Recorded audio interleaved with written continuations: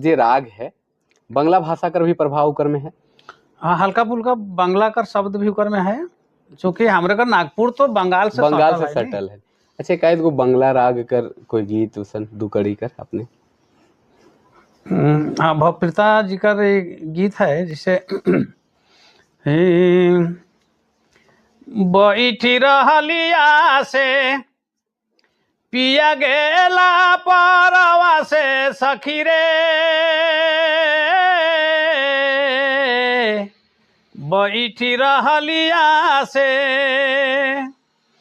पिया गेला परवा से सखी रे,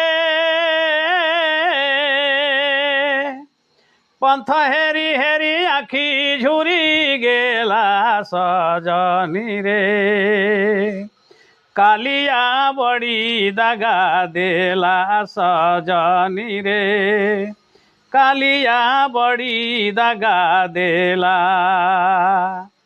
पंथ हेरी हेरी आखी झुरी गेला सजनी रे, कालिया बड़ी दगा देला सजनी रे, कालिया बड़ी दगा देला।